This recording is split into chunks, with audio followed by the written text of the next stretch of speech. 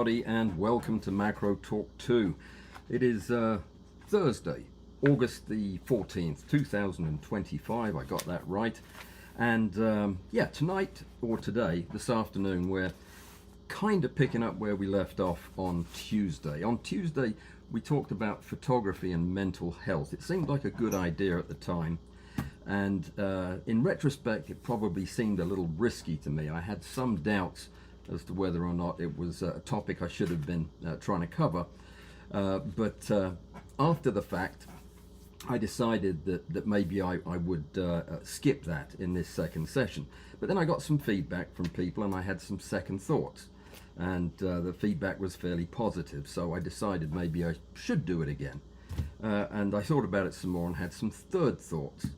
Do you want to go through all the number of thoughts I had? Probably not. I woke up this morning and after a batch of fourth thoughts, I decided what I'd do was a compromise. I am going to cover some of the material that I wanted to cover today in not as much depth as I was going to, and then I am going to cover two other topics that I think will be more up your alley. One of them is pixel shift technology. I will tell you everything I know about it in 10 minutes. I'll be talking fast, but it's still not a whole lot. And what else was I going to do?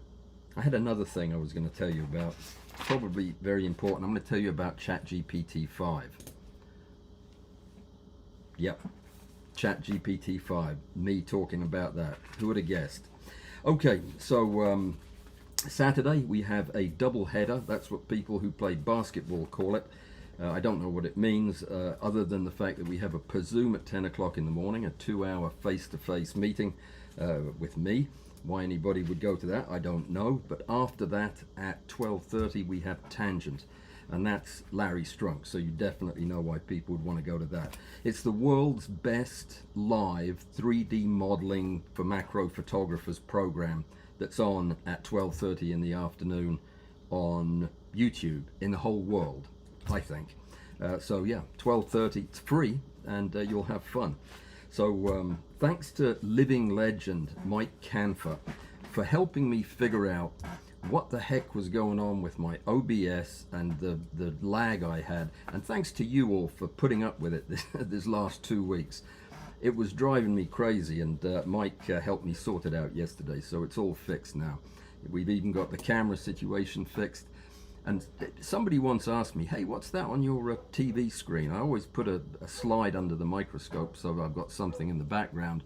But due to the magic of technology, I've now got a way to show it to you even a little bit closer. It's completely blurry, but now you can see what it is. It's a television with crystals on it. So, thank you again to Mike for fixing my OBS. Next week, we're getting right back into macro. I'm going to do two things. We've been talking lots and lots about very fancy outdoor photography using high-speed global shutters and focus stacking handheld with continuous light, that kind of thing. And it's wonderful and it's exciting and I've loved every minute of it. But I started thinking, you know what? This may be leaving some people out of the conversation. It also occurred to me that we've been talking a lot about microscopes and looking through microscopes and showing microscope pictures and what have you, which is also great. And I'm glad we're doing that. But it may be leaving other folks out. So what I wanted to do was bring it back next week. And we're going to be talking about photography outdoors to get the best pictures we can when you don't have a global shutter. And then we'll talk about the things you can do to modify your indoor macro rig to give you some of the benefits of a microscope without having to buy a microscope. Okay, so it's going to be interesting, a different way of coming at it, but it'll be very, very macro. All right, a shout out to the members of Bill Wheeler's Seattle Macro Photography Club. It's the best macro photography club in the world, with the most talented macro photographers and the nicest people.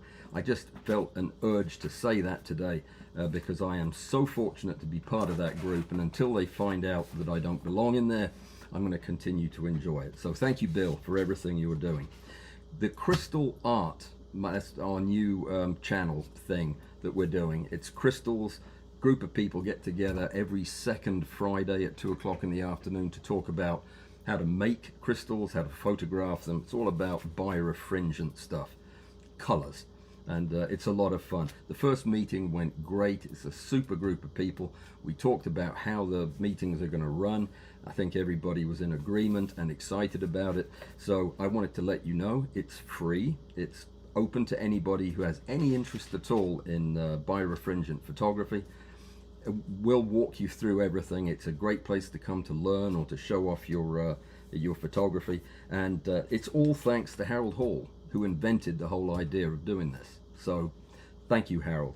He's done a great job of bringing everybody together. So I'm going to start with the easiest one, and then we'll get into the slightly heavier subjects. I'm going to start with ChatGPT, because this one this won't take very long.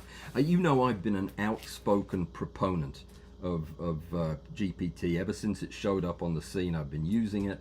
I've been trying to keep up with it. I've used it in my work. I've tried to find lots of ways to use it. I've used it for coding, microprocessors, and all kinds of things. And I've kept pretty close tabs on what's been going on with it. And with a couple of very important exceptions, I've been pretty happy with it, and have probably sounded a little bit like a cheerleader, and that's okay, because I really have felt that in certain areas it could be hugely beneficial to a person if they know how to use it. And then ChatGPT 5 was released. Yeah. A YouTuber by the name of Theo T3.gg, whatever in the world that means, released a video about a week ago telling the world how good this program was, and he showed all kinds of examples of his outputs that he was getting and the prompts he was putting in, and I thought, that's exciting. That is going to be a major improvement. So I got on ChatGPT 5 and I tried to replicate the stuff that he had been doing. I tried to get it to do some simple animations, some mechanical drawing stuff. I gave it examples. In fact, I ended up doing the drawing and giving it to ChatGPT, and it was the most negative experience I've had since I heard about AI. It is terrible.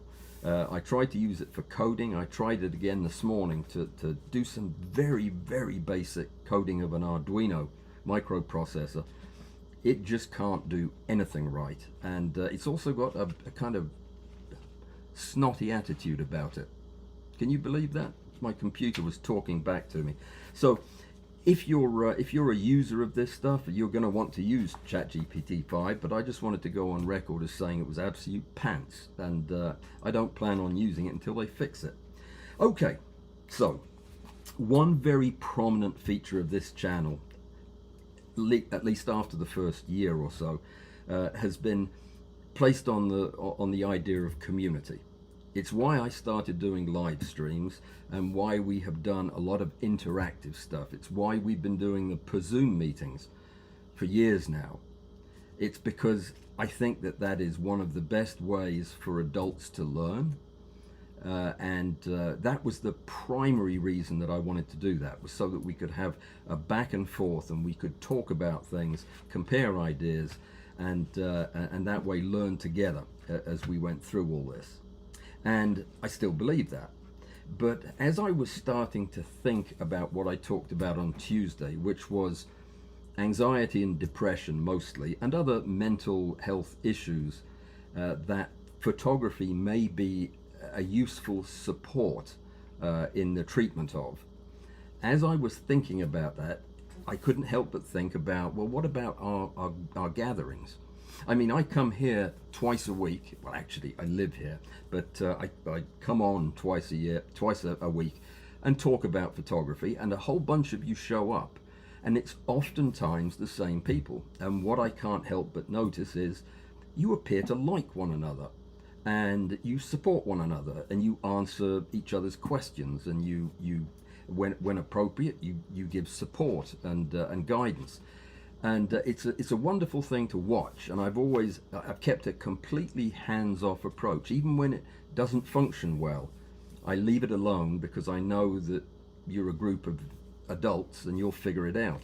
And I've often thought it was one of the real strengths of doing live streams. But I wanted to know more about what all else, that's not even English, is it? What else could our gatherings, whether they be through Zoom or in a live stream or even in person like we did last year, what else could that be bringing to the table? And I started thinking about it and writing about it, and came to some conclusions that I think may be interesting to you. And I want to talk about the photography community that has sprouted up around the idea of this channel. Nothing to do with me. All I did was start making videos, and people watched them and came together as a group. What you have done in forming a community is incredibly powerful, and I wanted to think of the ways that we were already and could improve, possibly in some ways, on maximizing the power of being in this group. Does that sound reasonable? Then I'm going to talk about a couple of other things related to that, like what is my role in this group? I want to touch on that briefly. And what are the benefits of face-to-face meetings? If we can take out the live stream type stuff and just go to those meetings where we get together on Zoom and actually talk to one another, what are the benefits of that? And what extra benefits come from actually being together physically in a group? And I'll tie it all up with that. So what is it that we can do to maximize the benefit of having this community and maximizing the benefit for us and everybody in the community? I think as long as we focus on what we share, what our strengths are, and that we have a mutual exchange of ideas within the group, that everybody brings their own experience and their curiosity and their ways of seeing things and is able to discuss them, I think that keeping the focus on that is always best. This is not about grandstanding or anything of that nature. It's about building the strength of the group. Understand that one of the main reasons I still do this after 7 years is these groups are my inspiration. I come here to learn. I come to you to learn. All of these face-to-face groups that we do, Tangent, now Crystal Art, and Afterstack with Bud, all of these things are one of my primary learning opportunities. So one of the things that we could do as a group would be to encourage small, low-pressure contributions to the creativity of the group. Not everybody feels comfortable doing that. Some people would rather just stay in the background and listen. But I think when we reach out gently and ask for very, like I say, low pressure type of contributions of an image every now and again or whatever, it helps draw people in, and the very act of doing that kind of forms some cohesion within the group. So encouraging people who may be peripheral to the group to come on in a bit closer is good. And one of the ways we do that is by fostering a culture of feedback that is based in generosity of spirit. It is very easy. It's very easy for me to get in the way of being a little bit critical when I'm giving feedback. It's out of concern for the person I'm teaching. I don't want to waste their time, and if I see something that I think they can improve upon, I'll tell them that. But that kind of flies in the face of this ethos of having a kind of a gentler way of delivering specific feedback. And I think the more specific we are when we give feedback to newcomers, while also being very mindful of the fact that they may not be comfortable receiving feedback, is very helpful. And the more specific our praise is, when we see something that we like in an image, the more specific we can be, the more motivating and the less performative it is. And I think that that's worth bearing in mind. So when you're asked for a critique, make it constructive. like I don't do during the competition. But you know, do as I say, not what I do. There's an advantage to a lot of people write about this, that having periodic challenges to create images of a certain type is really a positive thing, and I've known that for years, which is why I started and continue to run the monthly competition. I think it's one of the most important teaching tools we have, and everybody that I know who participates in that has improved in their photography, and I dare say has improved in the way they interact with the other people in this group. There's something very humbling about entering photography competitions, and I love the way this is developed. I think it's part of the glue that holds this all together. We should take opportunities when we get them, when we see them, to get people to engage by inviting them in. Basically, this is the very quiet folks who are always here, but they're in the background, the ones we talked about earlier. We don't need to ask them for contributions in terms of images or presentations or fancy stuff like that, but just getting them to engage in the conversation in the chat by saying hi to them. I think we've all seen that work well to bring people into the fold. Just imagine what it would be like if you were brand new at some hobby, say sewing, and you joined a sewing group and they're all great sewers. Yeah, wouldn't it be nice if one of the sewers got you engaged in the conversation? That was a terrible example, forget that. So celebrate effort, not just results. It's very easy for photographers to want to see the results of all this hard work. Sometimes the hard work isn't yielding results, but it's still worth honoring and respecting the effort that goes into it. You know that the technological advancements, the procedural advancements that we come up with in our macro photography are the result of what other people have done before us. It's not always our idea, and just because other people might not be getting the same kind of stunning results that you are doesn't mean they aren't worthy of recognition. So, you know, if somebody's persistently trying, you know, give them a attaboy for it. It's worth it. It's worth encouraging people to try without expecting them to be perfect. The group, our group, all of our groups, I should say, should be a safe place for people to experiment on ideas without fear of you know, getting laughed at. Heck, that's the whole story of my photographic career. I mean, I was always afraid of getting laughed at, but I'm not anymore. But anyway, I think for the more advanced photographers, I think there is a role for us to kind of model our own vulnerability by being honest about our own failures when it comes to an image that didn't work out. I think it's okay for us to share that and explain why it didn't work out, so that the people in the group who are less inclined to share will feel a lot more connected to people that they know have a realistic view of their own shortcomings.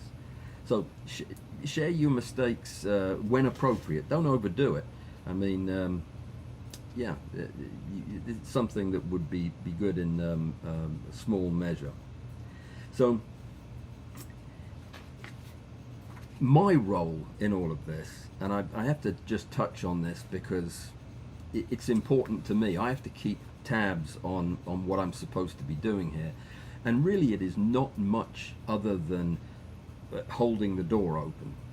I talk about photography, but I'd do that anyway if I didn't have a microphone on me. I mean, that part is kind of almost incidental to it, but in the community that we formed, my role is more to listen to what you have to say and facilitate conversation between you than it is to necessarily answer your questions. I know I answer a lot of questions, but that's for the the learning part, not so much the group part. For the group part, it's usually better for me to just shut up. And most of the amazing stuff that happens in this group is your stuff. Most of the incredible inventions and advancements that have been made in our community of macro photographers have been made by you, not by me. And that's important to remember, because we have got some brilliant people in this community. So what are the benefits of actually getting face-to-face, whether that is in a per Zoom meeting or in one of our sessions that we do live? There are a lot of benefits, The immediacy of hearing and seeing one another leads to a much closer group with more trust. It's very hard to trust a group of people that only communicate through text or email. In fact, I'd argue it's just about impossible to trust people like that. But when you can look people in the face and you can hear their tone of voice and see when they smile and when they don't, I think you build a trust a whole lot faster. And some of the conversations that pop up before I get there, oftentimes I will arrive at a meeting, my schedule's pretty packed, and I'll arrive a minute before it's supposed to start, and I'll be coming in on the tail end of a conversation that I wish I'd been there for, that is obviously some new and unexpected ideas that have come out of a spontaneous conversation. That's another benefit. Accountability. I think everybody benefits from having a group of supportive people who are expecting them to do something, because we don't want to let them down. And it gives us a sense of purpose in what we're doing. I'm an exception to that rule, because I know I'm expected to take the photographic examples to my camera club when they meet once a month. And I don't do a very good job of that. But for most everybody else, I think that accountability matters. And progress is something that the group shares. When you're meeting face-to-face with people, it's really pretty clear that one person's advances, one person's improvements are a function of the group, and we all feel it. Immediate feedback, when you can get clarifications, tips, corrections, where somebody can tell you that yes or no, that's how you do it, with no waiting for replies, you just can't help but improve with that. And also the ability to have nuance and tone and facial expressions and everything makes it a lot easier to give feedback that may be critical, but also encouraging and constructive at the same time. And I mentioned this earlier, but a group like this gives us an opportunity to share learning moments. Seldom ever is a question asked of me in a public forum like this where somebody later doesn't say, "I'm so glad you addressed that, because I've been wanting to ask that question, I just didn't know how to ask it." That is the kind of learned moments I'm talking about, because learning moments are almost always shared by other people. One person asks it, but 10 people are thinking it. So it's great. And it's great to help troubleshoot when people are working together in the group. Tying back to Tuesday, I think having a group like ours that really has got to know one another pretty well, I feel, can really provide a level of emotional support when it's needed, when somebody's going through a challenging time. I say this without fear of contradiction, because I have been through episodes and periods in the last 7 years where I needed some human contact that was emotionally supportive, and I found it here in these groups. So I know that we can offer genuine empathy to one another when somebody's going through a challenging time. And I know that the way we talk and the way we look at one another in these group meetings expresses the kind of stuff we can't put in writing. And encouragement just feels more genuine and positive and helpful when we're giving it in person. So having a group that meets face to face through per Zoom or whatever, you get a stronger sense of belonging because you actually know who's in the room and you know when somebody's missing, and it helps you feel like this is somewhere that I'm comfortable, this is somewhere that I belong. And it's like that television program Cheers. It's a place that you can come to where everybody knows your name. We don't drink as much as they do in that program, but you get the idea. And it's a place where things like little group rituals, the way we greet one another, the jokes we make, and that just helps to strengthen that bond and make it more of an us thing than a me thing. What else?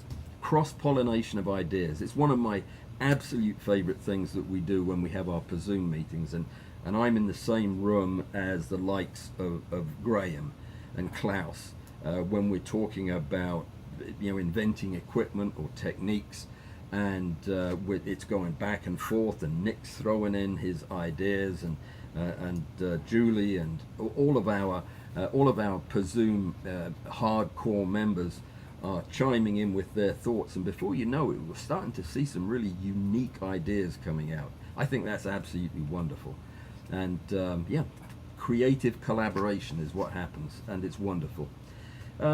So it's all about celebrating wins together, I think, and by being together, by having these groups, I think that it gives us an environment in which we can have more wins.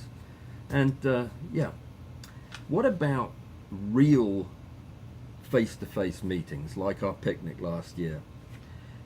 I think that was one of the most important things that this channel has done since we've been doing things.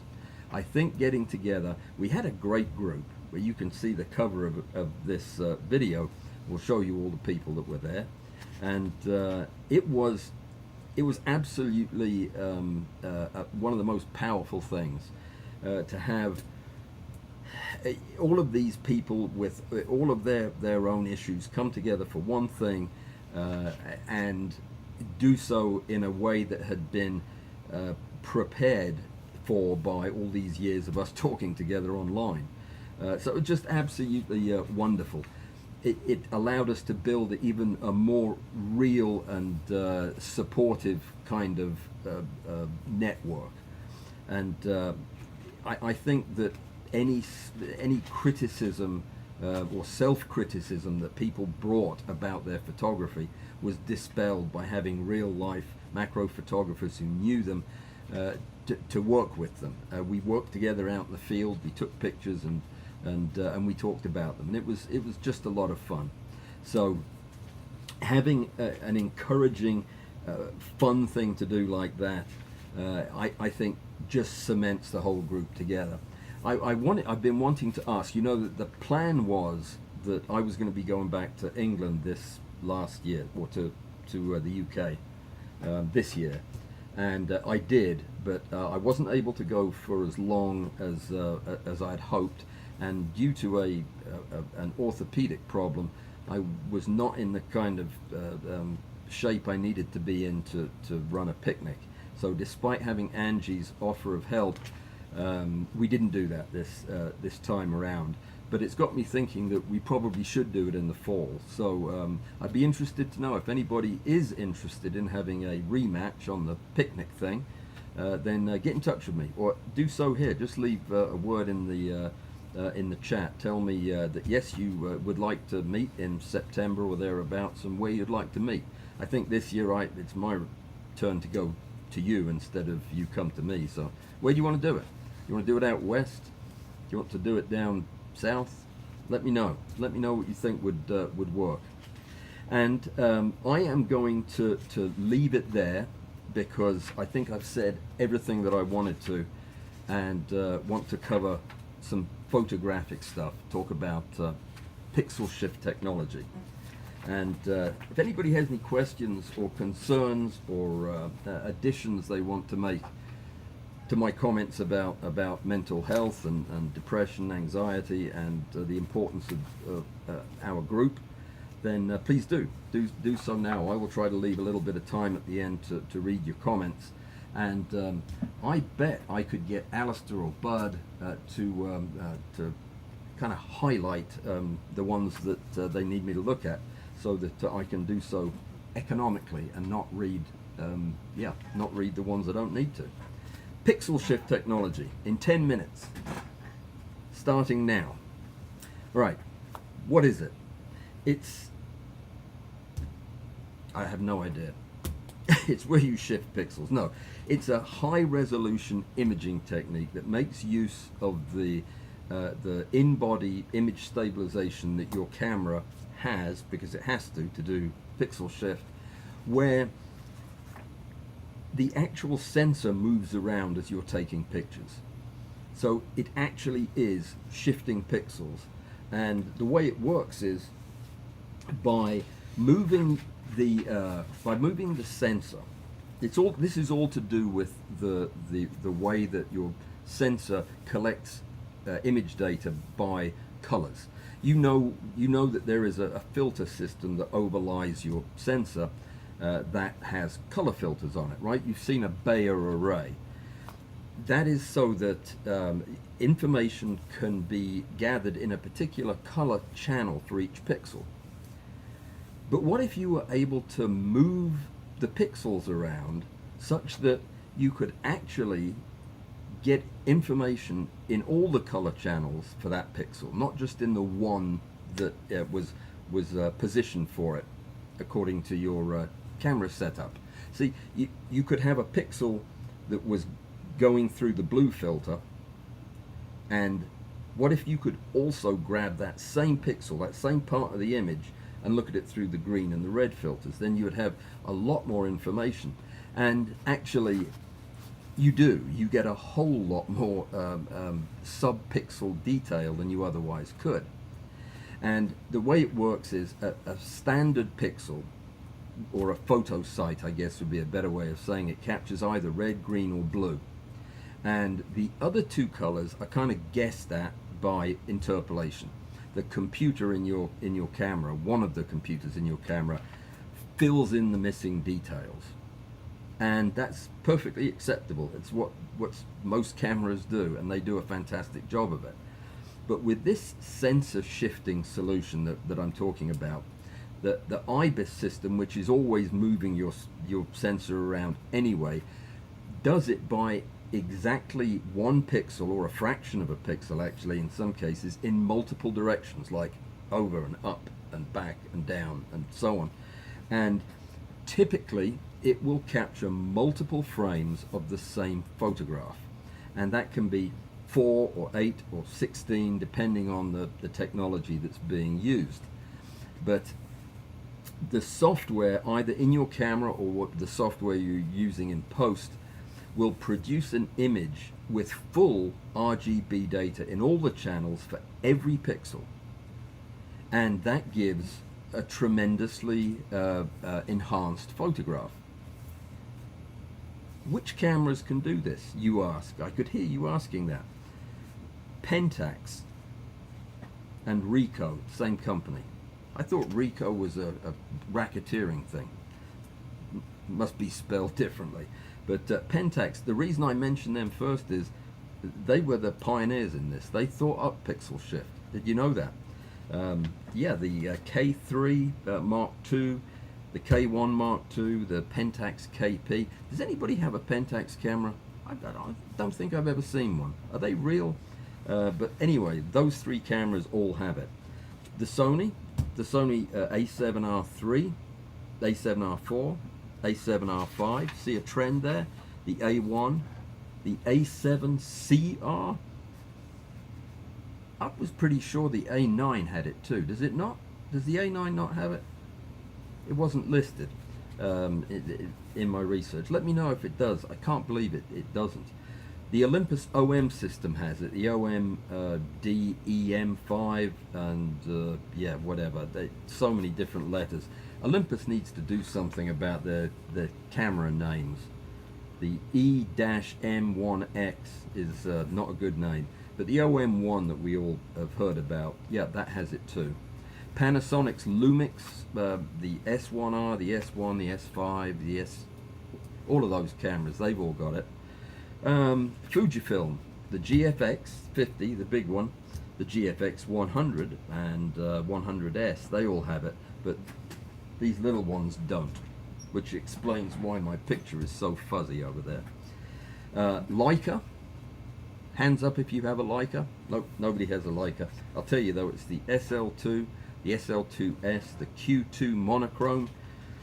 Yeah, okay, they all have it. Nobody here will ever care about that, I don't think. Hasselblad, another one we don't care about, though I went to the Hasselblad shop in London a couple of weeks ago on, where was it? Piccadilly Circus, I think. My goodness gracious me, the stuff they have in that shop.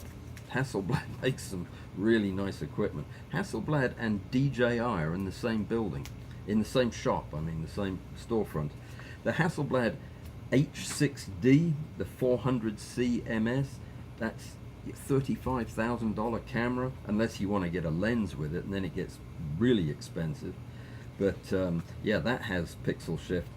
And the let me see, the GFX and the Hasselblad can both produce images that are 400 plus megapixels.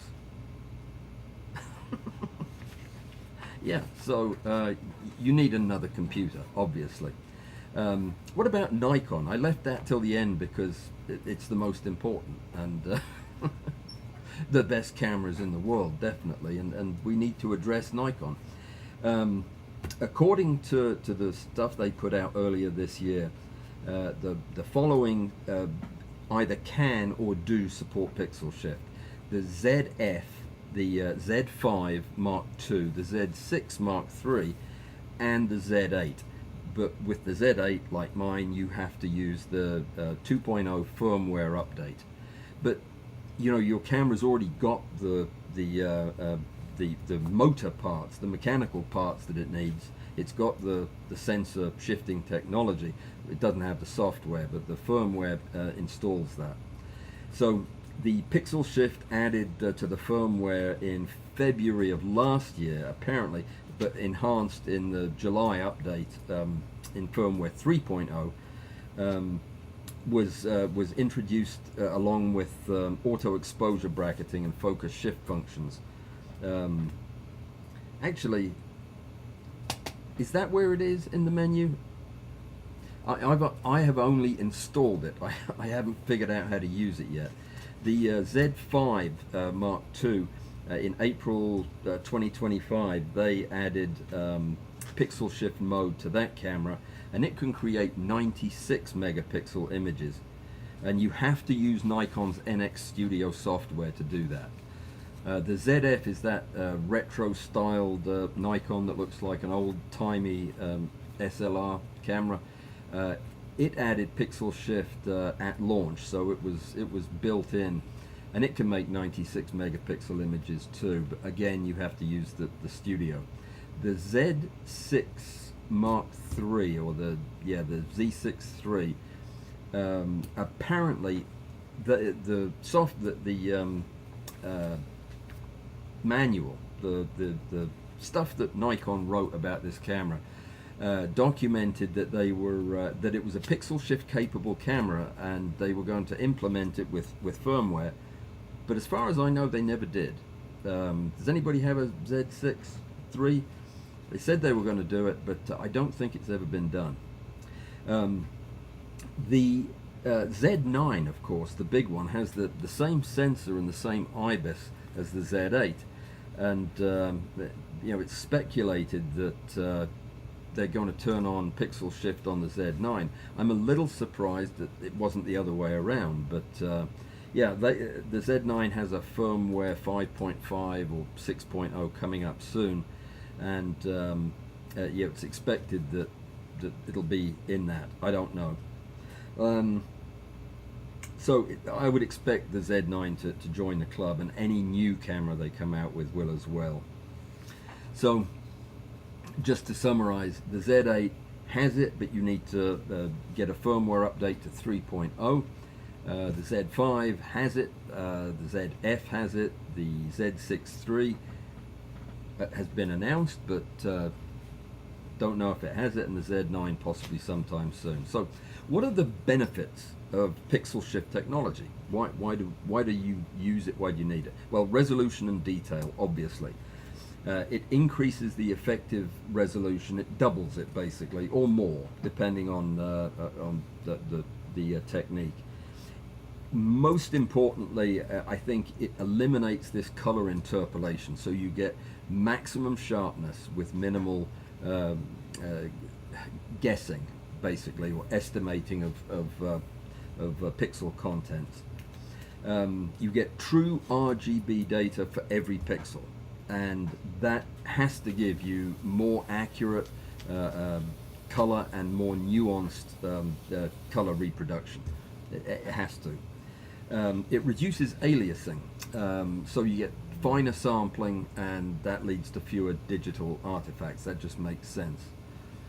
Combining multiple exposures can significantly reduce noise, because noise is basically just amplification of an unknown signal. When the sensor doesn't know what's there, and it amplifies it to make it visible, then it shows up as noise. But if you actually have finer sampling, then you will have fewer digital artifacts by amplifying them. So the dynamic range ought to improve. It ought to improve. Well, it should improve the gradation within the dynamic range. I'm not sure it would do much. No, it wouldn't do anything to the actual dynamic range, but it would give you a smoother gradation. You'd get more options between specific colors. And yeah, special applications. Where is this stuff going to be used? Well, because of the limitations that I'm going to talk about in a minute, it's going to be very popular in product photography, where maximum resolution and color accuracy are key. Artwork reproduction, something I do and would absolutely use this technology for. And of course, macro. We are probably the poster child for pixel shift. It's absolutely useless if you're a sports photographer, or if you're shooting wildlife that's moving around, because obviously you can't shoot 8 frames of something that's zipping across the frame moving. So subject movement is probably the biggest limitation of pixel shift technology. Any movement between frames, whether it's leaves blowing or people walking, or even the shimmer of heat above the ground, that can cause misalignment and all kinds of artifacts. So you really need an absolutely rock solid, stable camera, and I say that with the understanding that now the technology is advancing to where some camera makers are saying, no, actually you can handhold it and get the same quality. Though for me, I'm never going to even try and use it unless my camera's on a camera stand, because yeah, it makes more sense. Now, other drawback, multi-frame merges take time, putting these images together, and output files can be hundreds of megabytes in size, even gigabytes in size. They can be monstrously huge depending on how many pictures, and that for some people can be really impractical. And if it ties up all your processing power as well, yeah, you have to use it wisely. So it's not always useful in the real world. Obviously, it wouldn't be particularly useful in sports or wildlife, but it would be useful, and I think most people will use it in static, detail-rich scenes like we photograph. Okay. One other drawback is you are dependent on software for this to work. Now, some systems require a special software like Sony's Imaging Edge and the Pentax digital camera utility. You have to have that. But then there are others that can take advantage of standard raw workflows. But yeah, so software. Now, I asked ChatGPT before it went mad to help me understand where pixel shift technology was going in the future, because that sounds very interesting. And apparently, AI assisted motion compensation is something that is being worked on. In fact, algorithms already exist that can identify and mask moving objects when you're doing pixel shift capture. And I would expect that that will just get better and better and better until it's doing real-time correction, I'm sure, at some point, which means you could hand-hold the camera and even probably shoot a moving scene. So handheld pixel shift are already available in the Olympus cameras and with Panasonic. Is probably going to be refined, and eventually we'll get to where you're going to get tripod level sharpness handheld. If you don't believe that, just ask Klaus. He'll tell you he can do things handheld with his Sony that we only would have dreamed about a year ago. There's probably going to be some form of hybrid capture developed, where pixel shift technology is combined in some way with other kinds of computational photography that we talk about, so that the pixel shift data could be merged with, say, focus stacking, and do it all in one capture cycle, so we get all the pictures at the same time to get the pixel shifting and the individual shifted images for focus stacking. Can you imagine what those files are going to be like? Yeah, we're going to need we're all going to need a private data center of our own. Yeah, so it's expected that the speed of these things are going to get faster and faster, with multi-shot capture able to reduce motion artifacts. And again, I just point you at the work that is being done by Klaus and by Graham in getting faster and faster multi-shot captures, which reduces all the motion artifact in their photographs, and it can do exactly the same with a global shutter to help to get the pixel shift technology as well. And I can only imagine what a pixel shifted image of those guys' pictures would look like. It would be pretty impressive. It's probably going to come to pass at some point in the future where your camera, you won't even need to tell it you want a pixel shifted picture. You'll just aim your camera at the scene, and if it thinks that this is a good scene for pixel shift, it'll add it. I mean, really, it's without user input, it'll be able to assess the scene and determine whether that's going to give you the best picture. And the last thing that came up was integrating lens profiles into pixel shift will give you even more precise color and distortion correction, and give you when you start merging the images together, if you have the details of the lens that you are using, it'll just give you that additional amount of accuracy in merging the pictures together. So it absolutely is a fascinating technology with lots of application. But it's not for everything. It's not for every shot. But when you have a good subject in good lighting conditions, the thing isn't moving, and it's going to outpace even the best native sensor. So if you have it, or if you have the capability of it in your camera, like I do, use it and let's see some of your pictures, because this is exciting stuff. And I think it won't be too long before this is probably available on most new higher level cameras. Took a bit more than 10 minutes, but only by, well, it took double that long, but it was quite a lot of information, wasn't it? In fact, that was a lot of information, because we covered all three things I wanted to cover, and I have nothing else to say and 10 minutes left to go. So I'm going to go to the comments section and see what is said here. I'm not allowed to go back to the beginning. How am I supposed to do this? Alistair, help me.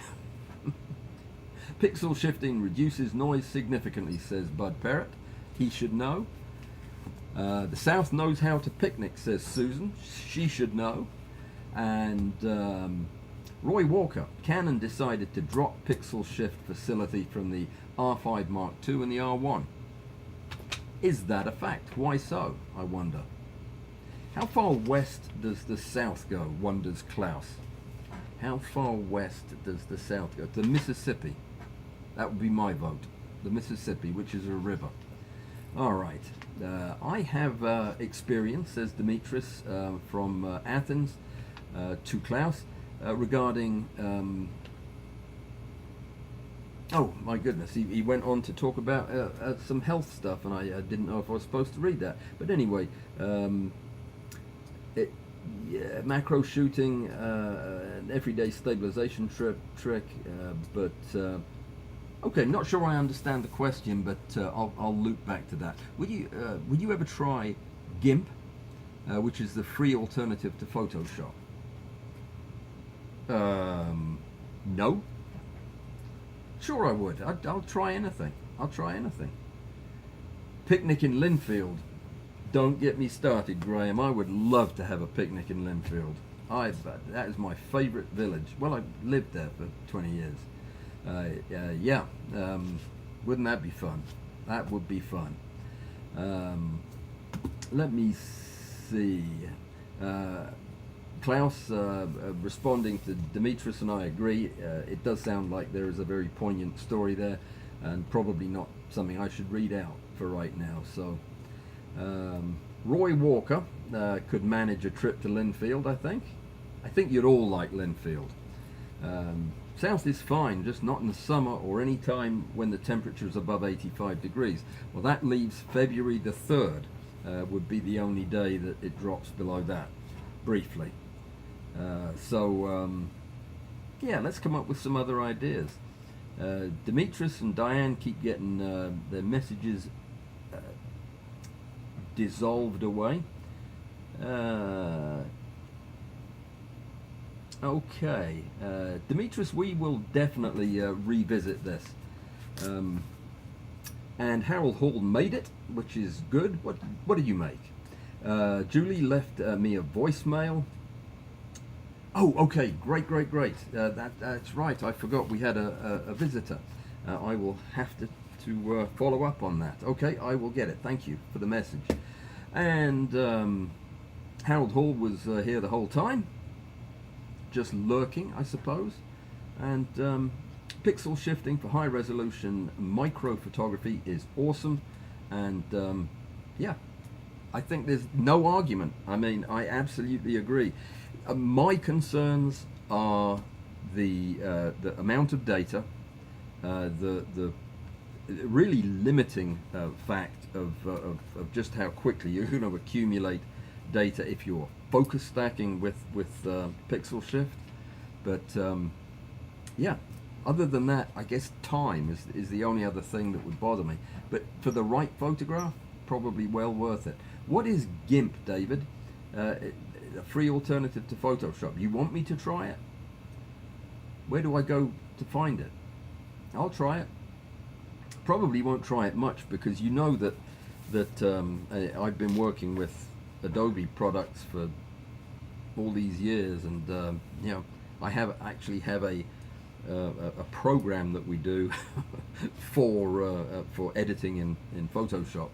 So it would probably be poor taste for me to just wander off the reservation and start gimping over there. But I'll give it a try, absolutely. Okay, all right.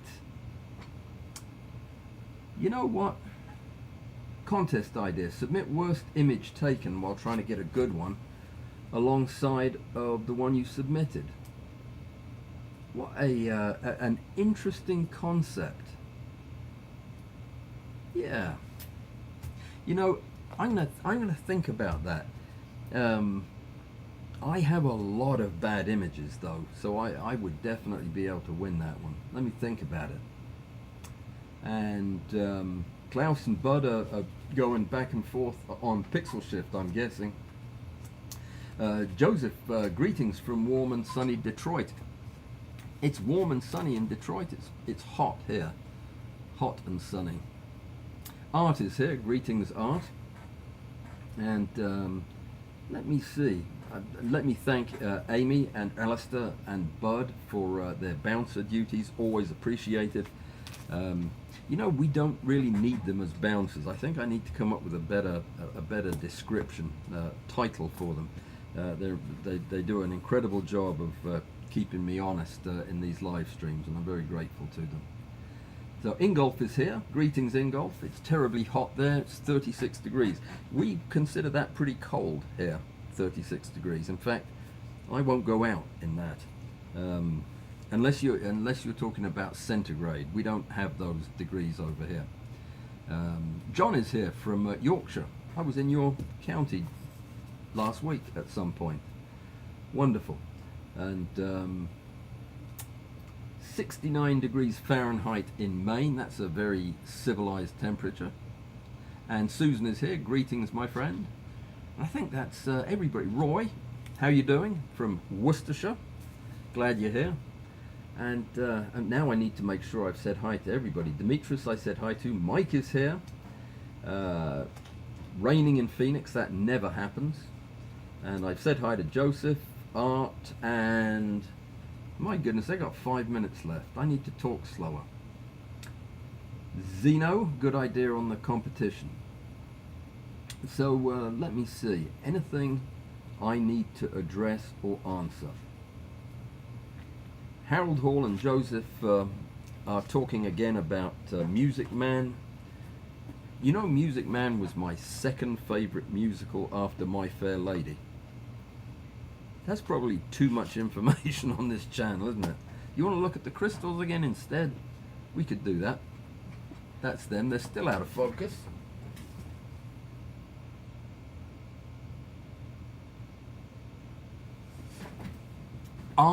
That's no better, is it? I photographed a lovely diatom with the microscope yesterday, but it's not ready for prime time to be shown. But my friend Bud gave me some diatom slides, antique ones that he had some extras of, and sent them to me. And I had actually written a piece. I was going to show the slides and explain why I thought that the existence of diatoms was a ruse, and that they actually were not real, because I couldn't find anything on any of these slides. Yet they're little. That's the problem. They're little and they're see-through. So yeah, you've got to do fancy stuff to see them. But yeah, they're very little and they're very see-through. And my microscope does not get the kind of magnification I need to really look at the average sized ones. So that's what prompted me to come up with this idea for next week's live streams, where I'm going to show you how to set up dark field microscopy basically with your camera setup, so that you can do high magnification, high resolution photography using just your camera and your all the equipment you've already got. And also take advantage of things that you normally need a microscope to do. So that'll be exciting and fun, like oblique lighting. So yeah, that'll be a fun thing to talk about, and outdoor stuff without a global shutter. You know all the answers to that, don't you? Does anybody else have any ideas for what we could talk about in the coming weeks? Nope. What is it that you're saying, Zeno, that causes your message to be retracted? Are you swearing or something? Probably not. Joseph has some antique diatom art slides where people arrange diatoms into pretty patterns. It's a very old art form. People have been doing it for at least half a century. Absolutely.